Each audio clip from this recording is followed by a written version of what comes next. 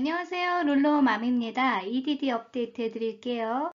수당이 여전히 펜딩이거나 not paid라고 나오는 분들도 계시고요. 컨디셔널 페이먼트 안내를 받는 분들도 계시고 받지 않는 분들도 계세요.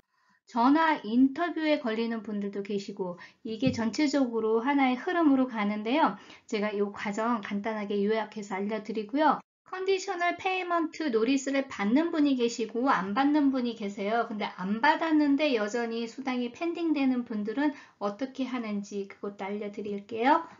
컨디셔널 페이먼트 프로그램이 계속 진행 중이에요. 그래서 서류 리뷰하는 기간 동안에 우선 제일 먼저 한 주 이상 수당을 받은 기록이 있고 2주 이상 수당이 펜딩되는 분들은 자격 심사 리뷰 중에도 미리 수당을 지급할 수 있다는 게 컨디셔널 페이먼트 프로그램이에요. 그래서 이 안내도 받는 분들이 계시고 받지 않고 여전히 펜딩되는 분들이 계세요. 자격 심사 이슈가 있을 수 있어요. 상당히 많은 분들이 수당을 받을 수 있는 합법적인 신분인지를 증빙할 수 있는 서류를 제출할 것을 많이 요구를 해요. 대부분 2021년도 1분기에 합법적으로 일을 할 수 있는지 그 신분을 스크리닝을 많이 했어요. 특히 W2 급여를 받는 분들은 고용주가 I-90 폼이라는 것을 받아요. 거기에 합법적으로 일을 할 수 있는지 적는데 여기에 영주권자 같은 경우나 시민권자는 문제가 없는데 어떤 케이스들이 계속 걸리냐면은 노동허가증으로 일을 하시는 분들이에요. 보통 노동허가증이 1년 혹은 2년에 한번 리뉴를 하게끔 되어 있거든요.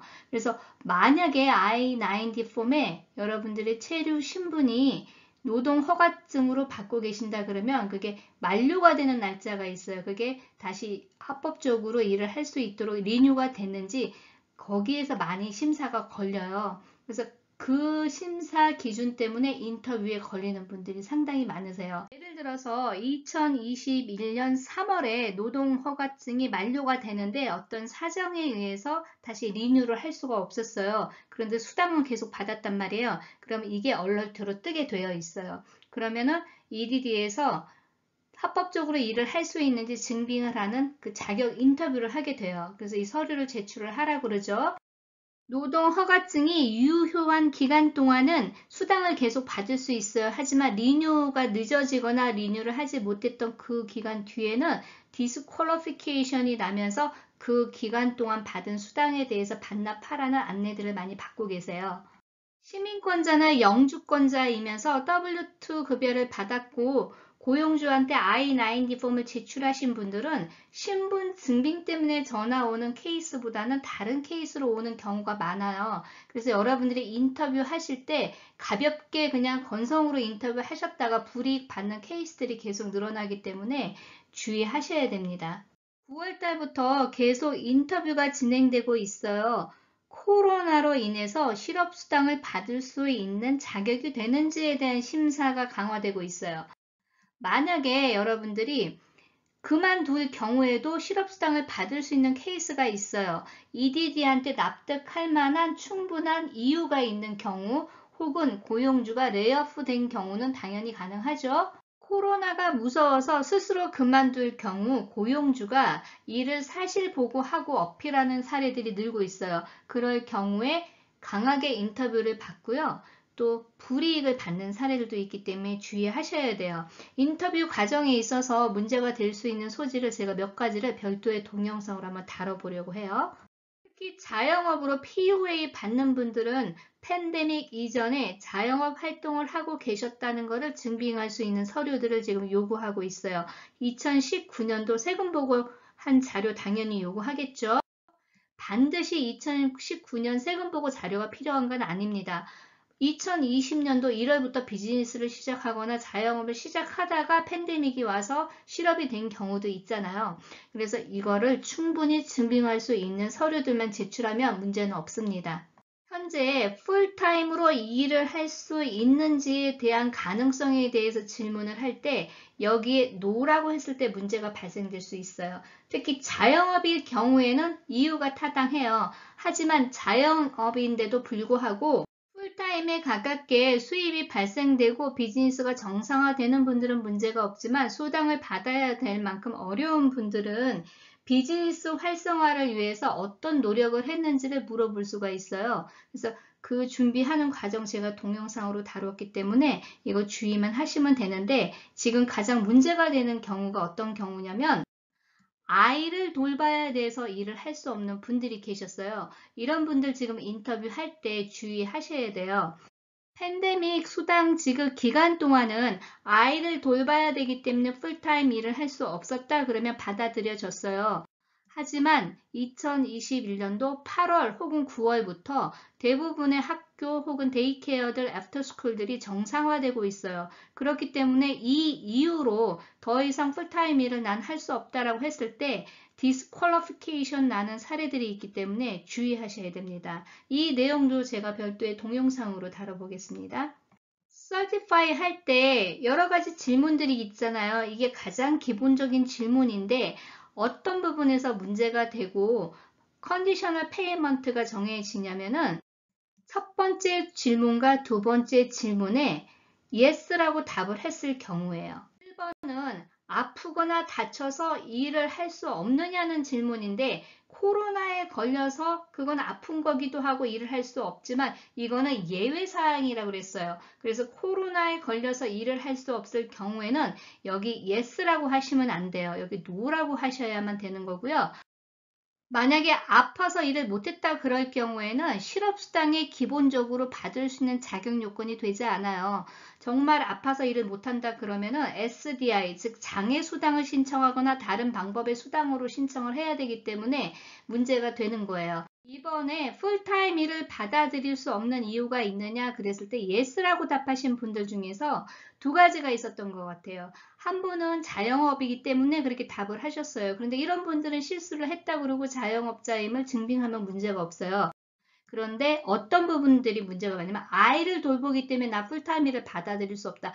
이게 문제가 되는 거야. 자, 예를 들어서 코로나 때문에 아이 학교나 데이케어가 문을 닫아서 일을 할 수 없는 상황인 경우에는 코로나의 직접적인 영향을 받은 거잖아요. 그럴 때는 내 의지가 아닌 그런 풀타임 일을 할 수 없는 거기 때문에 이거는 내 의지에 의해서 풀타임 일을 받아들이지 않는 경우를 말하기 때문에 여기에 no라고 하셨어야 돼요. 근데 여기 yes라고 하면서 아이를 돌봐야 된다는 그 reason을 했기 때문에 인터뷰에 걸리는 분들이 많아요. 인터뷰를 하실 때 타당한 이유를 잘 설명하면 넘어가기도 하는데 주의하실 거는 현재 모든 학교들이 정상화되고 있는 상태에서도 아이를 돌봐야 되기 때문에 내가 일을 할 수 없다라고 답을 하면은 이전 수당까지 문제가 될 수가 있습니다. 주의하셔야 돼요. 수당 자격에 대한 인터뷰에 스케줄이 잡히는 분들은요, 페이먼트가 펜딩이 되겠죠. 그런데 컨디셔널 페이먼트 조건에 의해서 수당은 일단 지급을 해줘요. 그 다음에 차후에 인터뷰를 통해서 최종 결정을 하는 거예요. 그런데 컨디셔널 페이먼트 안내를 받아도 이게 제대로 페이먼트가 지급되는 데까지는 몇 주가 더 소요되고 있어요. 제가 이런 부분 때문에 1, 2, 3번 답을 잘 하셔야 된다고 계속 강조를 했었는데 꽤 많은 분들이 그냥 본인의 생각대로 나 이렇게 해도 수당이 계속 나왔다 그리고 계속 뭐 yes, yes, 뭐 no 이런 식으로 답을 하셔갖고 문제가 되는 것 같아요.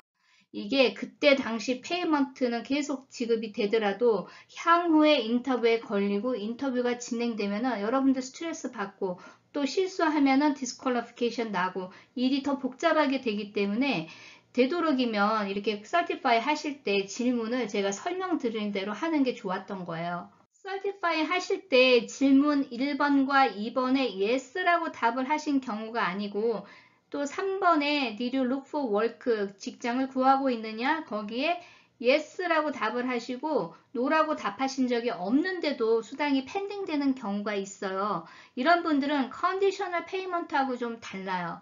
컨디셔널 페이먼트는 수당 자격에 대해서 심사를 위해서 일시적으로 펜딩됐기 때문에 인터뷰를 진행한 후에 지급을 해주기 때문에 펜딩되는 경우가 있고요. 이런 문제가 전혀 없고 서티피케이션 할 때도 질문도 다 전혀 문제가 없었는데도 펜딩되는 분들이 있어요. 혹은 not paid라고 나오는 분들이 있어요. 수당이 연장이 되면서 밸런스가 채워져야 되는데 그렇지 못한 분들도 있고 밸런스는 충분한데도 not paid로 여전히 나오는 분들도 있어요. 여러 가지 이유가 될 수 있어요. 이런 분들은 자동으로 수당이 지급되지 않을 수 있기 때문에 반드시 EDD에 전화를 하시는 게 좋습니다. 몇 주 안에 페이먼트가 지급된다는 것은 보장될 수가 없어요. 특히 7월 달부터 계속 펜딩된 분들은 2분기 웨이지 리뷰를 하기 위해서 얼러트가 걸렸기 때문에 펜딩이 되는 거예요. 이런 경우에는 심플하게 전화만 하시면은 바로 웨이지 기록을 찾아볼 수가 있어요. 스페셜리스트들이. 그러면 웨이지가 없으니까 이거 바로 풀어주겠다 그러면 하루 만에 해결이 돼요. 대부분 3일 내에 데비카드로 수당이 전부 입금이 됩니다. 그러니까 여러분들이 기다리실 필요가 없어요. 이런 케이스들은 EDD에서 자동으로 지급하지 않을 수가 있기 때문에 반드시 전화하세요. 전화하기가 너무 힘들다고 몇 달을 기다리는 분들이 계시는데요. 제가 이전 동영상에서 설명드렸잖아요. 20불 정도만 투자하시면은요, 이틀 동안 전화를 여러 차례 해도 추가 수수료 없이 EDD와 통화하실 수 있어요. 통화 한 통이면은 바로 몇 주 수당을 받으실 수 있는데 그게 두려워서 계속 기다리시면은 여러분들 언제 수당이 나올지 아무도 몰라요. 요즘은 그나마 전화 통화가 굉장히 수월해요. 되도록 아침 7시 50분부터 전화를 트라이를 해보시면은요, 꼭 유료 전화를 사용하지 않아도 전화 될 확률이 높아요. 근데 만약에 정말 내가 너무 힘들다 그럴 경우에는 유료 전화 걸기 서비스를 한번 활용을 해보세요. 이번 달부터 인터뷰가 스케줄 잡히는 분들이 꽤 계세요. 그래서 여러분들 인터뷰 할 때 어떤 점을 유의해야 되고 어떤 케이스에는 어떤 식으로 어필을 해야 되는지 그 사례를 간단하게 몇 개를 한번 다뤄보려고 그래요. 계속 구독해 주세요. 좋은 하루 되시고요. 좋아요, 구독 부탁드립니다. 감사합니다.